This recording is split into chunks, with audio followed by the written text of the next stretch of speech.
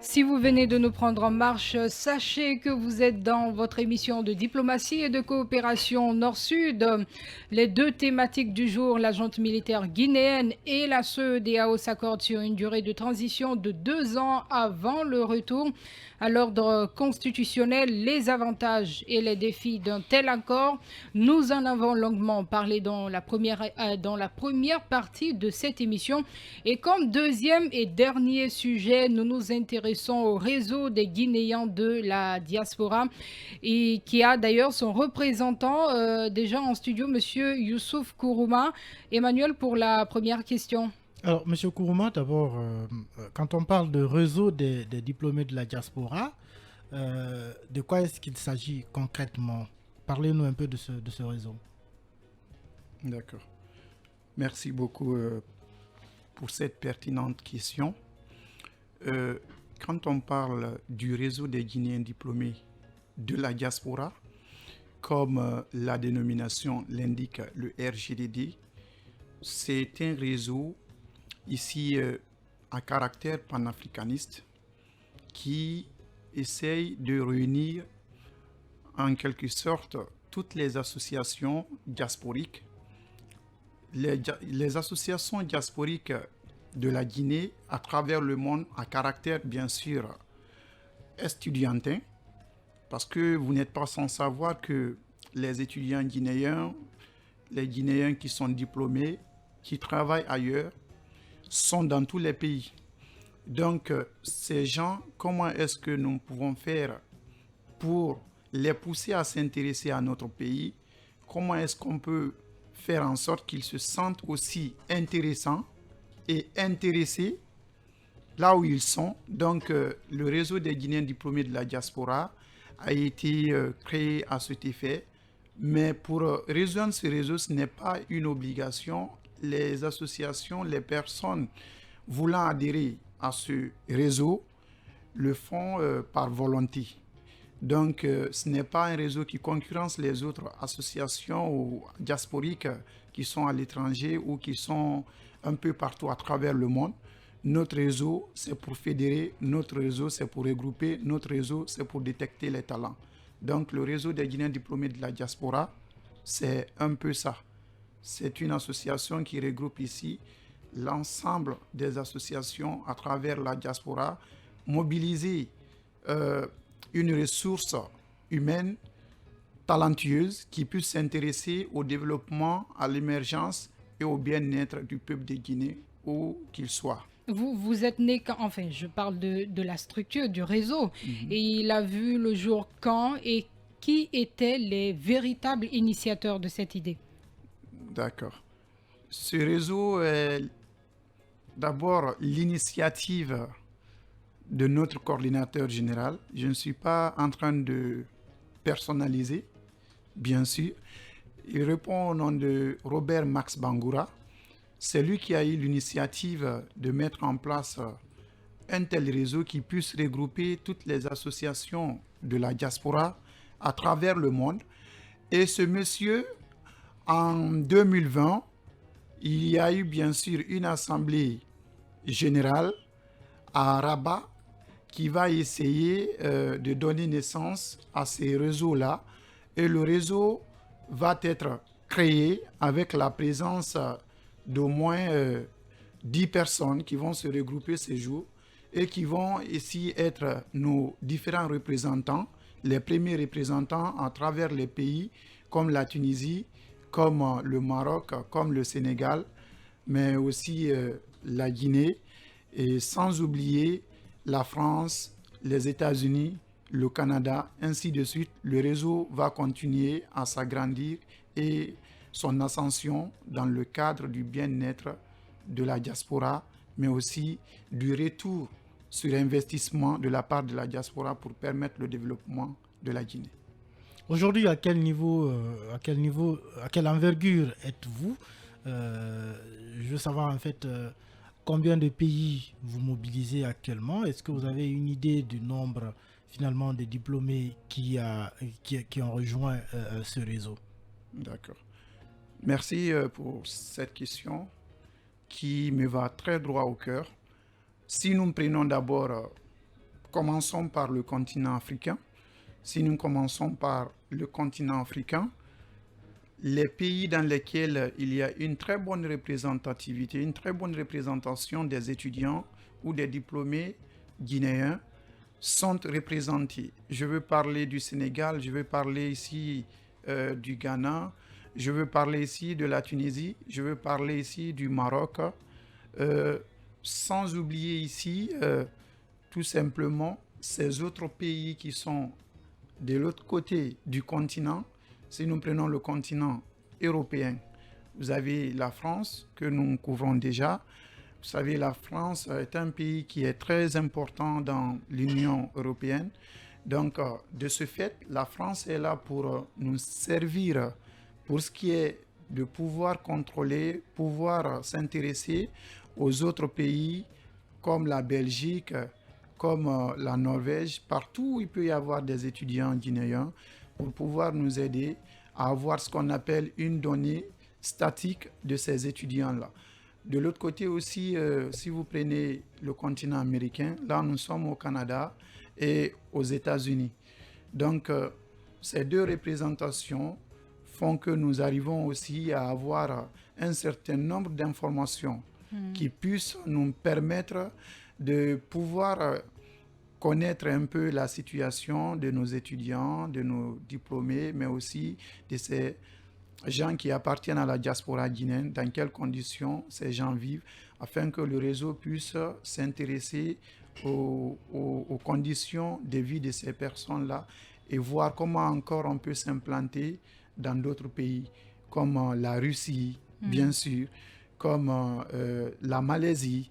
La Chine également est représentée au sein du réseau. D'accord. Donc, Alors, maintenant, ce qu'on a entrepris, ce qu'on a fait, les projets, comme il a si bien demandé, allez-y. dans un premier temps, je dis que nous sommes un réseau. Donc, ce réseau a besoin de s'implanter. Donc, c'est le premier travail juste après l'Assemblée générale à Rabat en 2020. Nous avons essayé de créer ce qu'on appelle les différentes représentations dans les pays précités. Donc, ces représentants vont nous permettre au moins d'être présents physiquement. Et quand nous sommes présents physiquement, les activités souhaitées peuvent être possibles. Donc, après cela, on est en train de mettre en place, on avait déjà mis en place, mais on est en train de renforcer ici une base de données qui va essayer de nous donner un peu la situation, le nombre, mais aussi quelles sont ces personnes-là qui sont diplômées dans le cadre de la diaspora, quelles sont ces personnes qui sont encore étudiants et comment ces personnes-là souhaiteraient s'investir dans le cadre du développement du pays. Donc, à cet effet, cela a envoyé un autre projet qu'on va appeler ici les Awards de la diaspora guinéenne. Donc, ce projet, c'est un projet qui est en cours. Les Awards de la diaspora guinéenne. Qui vise à... Les Awards de la diaspora guinéenne, comme vous l'entendez, ça vise à récompenser ici le talent de la diaspora. Mais pas seulement récompenser, comme le font beaucoup, mais nous voulons que la diaspora se sente d'abord comme une couche qui appartient à la Guinée, comme un pays qui est prêt, bien sûr, à l'accompagner, mais aussi à l'accepter avec les projets.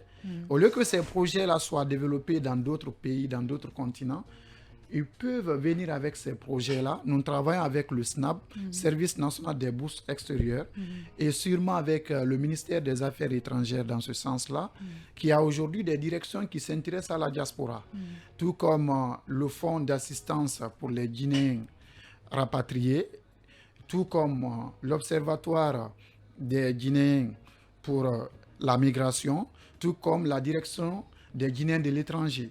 Donc, on va travailler avec ces directions, mais aussi ce service qui est le SNAB, afin de pouvoir concrétiser les avoirs de la diaspora guinéenne, qui va permettre de récompenser non seulement la diaspora, mais aussi pousser la diaspora à voir la Guinée autrement, de manière positive, avec les projets qui vont être présentés lors de cette cérémonie ici en Guinée. Cela va permettre ici à la diaspora de contribuer mais aussi de proposer des solutions. Par exemple, avec les embouteillages en Guinée, il y a des projets que des étudiants, voire des diplômés, ils sont en train de travailler sur ces projets-là. On a même un frère qui était au Maroc, qui est architecte, qui est ingénieur, qui a fait une proposition tout dernièrement au gouvernement, à l'hôtel Kaloum, du nom de Sidibé. Ok. Donc, tous ces talents-là, tout comme des gens qui ont des entreprises ailleurs, à l'étranger, qui peuvent aujourd'hui revenir en Guinée, tout comme il y a un grand architecte, un très grand ingénieur qui évolue dans le bâtiment au Maroc, qui peuvent s'intéresser aujourd'hui à la Guinée, permettre à ce que nous puissions bénéficier de toutes ces expertises, de tous ces talents, pour ne pas que la Guinée envoie des étudiants qui sont diplômés et qui ne reviennent pas par finir. Alors, pour parler de façon terre à terre, Monsieur Kourouma, déjà, depuis quand est-ce que vous êtes représentant de cette structure en Guinée? Depuis 2021. D'accord. En dehors de ce projet proposé par notre compatriote Sidibé, c'est ça? Oui, Sidibé. Quel autre projet vous avez sous la main pour le bienfait des Guinéens? D'accord. Vous savez, quand on... Et que vous avez tenté de défendre, bien sûr, auprès des autorités. Oui, écoutez très bien. Quand, vous savez, nous organisons. Ce n'est pas une compétition en tant que telle, mais c'est une opportunité que nous ouvrons. Et cette opportunité, comme je le disais tantôt, c'est les avoirs de la diaspora guinéenne. On va servir de structure en tant que RJDD en organisant ici cette cérémonie de distinction, mais aussi qui va avoir des volets tels que la présentation de projets. Ici, on va essayer de mettre en place ce qu'on appelle une plateforme ad hoc à ce effet qui va sélectionner les projets phares qui puissent permettre à la Guinée de se développer. Remédier aux embouteillages en Guinée, remédier au manque de routes, au manque d'infrastructures. Comment faire que le secteur de l'hôtellerie puisse se relever? Comment faire que le tourisme puisse rapporter quelque chose à la Guinée? Donc, on va envoyer tout cela, le digital, le numérique. Ce sont aujourd'hui des nouvelles, disons, tendances qui peuvent permettre le développement d'un pays, avec l'agriculture et autres. Donc, on va présenter quels sont ces gens qui sont aptes à nous apporter des projets dans ce sens-là. Et il va y avoir un membre, une commission de jury qui va procéder à la sélection sans discrimination, sans, disons, conditions préalables à la sélection ou à la présélection de ces projets phares que cette commission indépendante va trouver comme projet concret pouvant aller dans le sens de l'amélioration des conditions de vie en tant que Guinéen, en tant que diaspora, qui puisse apporter quelque chose à la Guinée. Donc, c'est une opportunité que nous nous offrons et les véritables acteurs, ce sont ici les étudiants, les diplômés de la diaspora. Nous représentons la structure. Alors, le réseau des Guinéens diplômés de la diaspora, est-ce que vous êtes en collaboration avec, par exemple, le Conseil des Guinéens de l'étranger, qui participe beaucoup quand même dans l'assistance des Guinéens en Ukraine? Le Conseil, je vous ai dit tout à l'heure que nous essayons de s'élargir. On s'intéresse ici à ces structures qui défendent les mêmes causes que nous. Oui, mais Les justement, partenariats, c'est ce que je veux savoir. Est-ce qu'il y a un partenariat à date entre vous? pour le moment, il n'y a pas de partenariat. Ok. Mais ce que je peux vous dire, il y a, par exemple, au sein du CNT, des représentants de la diaspora, c'est-à-dire des Guinéens de l'étranger. Nous sommes en contact avec ces gens. Nous sommes en partenariat avec ces gens. Donc, ils sont ici sensibles à ce que nous faisons, à ce que nous sommes en train de défendre. Donc, si toutefois, nous n'avons pas ici, jusqu'à présent, la possibilité d'être en partenariat avec ces gens, je pense que c'est une perspective qui est là, qui est à venir, dans la mesure où même avec le ministère des Affaires étrangères, on est en train de consolider ce qu'on appelle notre partenariat qui est en cours, qui n'est pas encore quelque chose de concret en tant que tel. Mais ce qui est sûr, la structure, ça existe et nous sommes sur le terrain, le coordinateur général est là. nous sommes en train de multiplier les contacts pour plus de partenariats, pour avoir plus de personnes et ressources, plus de membres d'honneur, mais aussi plus de personnes à nos côtés, tels que les hommes influents, les hommes qui ont du savoir, parce qu'il ne faut pas négliger ces gens qui puissent aussi apporter quelque chose. On veut associer la Guinée. Ce n'est pas seulement un événement qui concerne la diaspora, ça concerne ceux qui sont là, ça concerne ceux qui sont ailleurs. L'essentiel, nous portons tous ce qu'on appelle le sang guinéen. Et l'identité, c'est la Guinée. D'accord. Et comme vous le savez, messieurs, dames, comme d'habitude, nous donnons la parole à nos compatriotes à l'étranger, les Guinéens de la diaspora. Et c'est dans la rubrique Parole à la diaspora. Et si les dieux de la téléphonie sont avec nous, nous aurons en fin d'émission monsieur Eugène Gomu, président du Conseil des Guinéens du Royaume-Uni et Irlande du Nord. Emmanuel, on continue avec vous.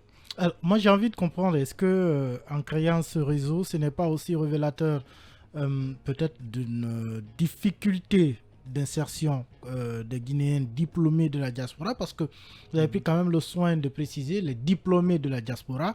Est-ce que il y a des problèmes aujourd'hui en un Guinéen diplômé de l'étranger qui rentre en Guinée et qui a envie de s'impliquer, mais qui a du mal à s'intégrer finalement? L'insertion socio-professionnelle. Oui, d'accord. Une très bonne question.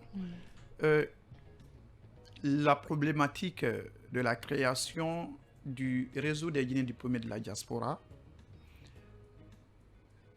d'abord, concerne le fait que nous avons vu qu'il y a ce qu'on appelle une fuite de cerveau. Et cette fuite de cerveau, elle n'est pas du tout profitable à notre nation. Parce que chaque année, après le bac, le baccalauréat, il y a, disons, des centaines de nos compatriotes qui sortent pour s'aventurer dans les pays pour les études au Maroc, en Algérie, en Tunisie, en France et un peu partout ailleurs. Si toutefois ces gens ne font que sortir et ces gens ne reviennent pas, et vous conviendrez avec moi que la diaspora représente aujourd'hui une pépinière d'intellectuels qui puissent revenir pour développer ce pays. Je n'exclus pas le fait que nous avons des problèmes pour ce qui est de l'insertion socio-professionnelle. C'est vrai, il y a ces problèmes-là qui se posent. Mais vous n'êtes pas sans savoir que nous faisons appel à cette diaspora diplômée, parce que quelqu'un qui est parti à l'étranger, qui n'a pas pu obtenir un diplôme, on ne peut pas compter sur ce dernier pour pouvoir venir servir d'exemple. Tout comme il y a des gens qui n'ont pas étudié, qui peuvent aussi, c'est vrai, gagner leur vie. Mais nous avons été des étudiants, nous devons servir d'exemple. C'est pourquoi la plateforme, ça va permettre d'identifier ceux qui sont diplômés. Comment ils ont fait pour avoir leur diplôme? Monsieur Kourma, excusez-moi, peut-être que vous n'avez pas bien compris la question d'Emmanuel, je pense, si j'ai bien compris Emmanuel. Il veut savoir, est-ce que, par exemple, en termes très faciles, est-ce que il y a un compatriote venu de l'étranger après ses études qui a tenté d'entrer en contact avec vous? Tenez, aidez-moi, je voudrais commencer à travailler en Guinée, mais j'ai déjà des difficultés. Est-ce que vous avez eu à faire face à un cas comme ça? Bon. On n'a jamais eu de tel cas, mais laissez-moi vous dire que toutes les associations estudiantines guinéennes se trouvant à l'étranger défendent cette cause que nous défendons aujourd'hui. Mais vous savez, on ne peut pas essayer de dire que le terme diplômé, le mot diplômé, veut forcément dire que ceux qui rentrent n'ont pas d'emploi. Il se trouve que il y a des gens qui sont diplômés, qui travaillent là-bas, qui sont très bien payés. On ne fait pas appel aux chômeurs. Non. Ce ne sont pas que des chômeurs. Vous avez des gens qui travaillent, qui gagnent leur vie, qui peuvent même apporter quelque chose pour ce qui est de l'aspect financier au pays. On s'intéresse à tous ces gens-là. Le mot diplômé, je le disais tantôt, On ne peut pas prétendre développer un pays sur le plan intellectuel, faire des ponts, faire des routes, être architecte, être un homme de droit, être juriste, si toutefois au moins, Ou disons, on n'a journaliste. pas un diplôme, c'est le minimum requis. Donc, pour ne pas aller dans la confusion, le mot diplômé veut dire tout simplement on a affaire à des intellectuels. On a affaire à des gens au moins qui ont une base. À des gens qui peuvent apporter, qui ont quelque chose à nous proposer. Maintenant, pour ce qui est de l'insertion des Guinéens ici, oui, c'est une partie aussi de notre combat, dans la mesure où, si on a un diplôme, le principe aimerait que nous puissions obtenir au moins un travail. Et si cela n'est pas fait, très souvent, on passe par la diplomatie, on ne passe pas par la violence, on n'est pas des syndicalistes, on n'est pas des politiciens, mais nous sommes une association convenable qui défend ici les Guinéens. Les diplômés, ce sont des Guinéens. Ceux qui sont là aussi, ce sont des Guinéens. Donc, si on se retrouve sur le marché de l'emploi en Guinée, on ne regarde pas tel à tel diplôme, mais on doit regarder ce qu'on appelle les Les compétences. compétences. Alors, nous sommes à pratiquement 1 minute de la fin de cette émission. Que retenir de votre passage dans cette émission-là? Ce que vous pouvez retenir de mon passage, Votre dernier message au cours de ce numéro. déjà, je remercie FIM FM pour la collaboration, mais aussi je salue le président, le secrétaire général et tout ce qui va avec, le coordinateur général. Je salue aussi un frère qui est toujours là à mes côtés, c'est Kamal Bofodé, Kamara, il est toujours là à mes côtés. Donc, bien des choses à ma famille, à Doussou Mara, à Ibrahima Kourouma, aux membres du réseau, bien sûr, sans oublier ici mes amis et ces associations diasporiques qui sont toujours là pour nous rendre encore plus fort et plus fort. Et je vous remercie, je remercie la Guinée et j'aimerais que le gouvernement guinéen s'intéresse à ce projet qui est les avoirs de la diaspora guinéenne et toutes les personnes et ressources. Et on aimerait avoir plus de contacts, plus de partenaires, plus de partenariats que possible. Premier partenaire FIM Guinée, Monsieur Youssouf Oui, bien Kourouma, sûr. merci beaucoup. Premier partenaire FIM Guinée, FIM FM, Fréquence Infomédia, la première sur l'info. Merci beaucoup. Vous Bien êtes sûr. le représentant du réseau des Guinéens diplômés de la diaspora, invité du jour. Emmanuel Milimono, chroniqueur de cette émission. Merci à tous d'avoir été des nôtres. Merci. Un grand merci à l'équipe technique du jour, DJ Blacky, Ibrahim Silla, Communauté FIM. C'est tout pour cet autre numéro de Nord-Sud. Nous vous disons à mercredi prochain avec d'autres invités. Mais d'ici là, prenez soin de vous, pensez et agissez avec diplomatie.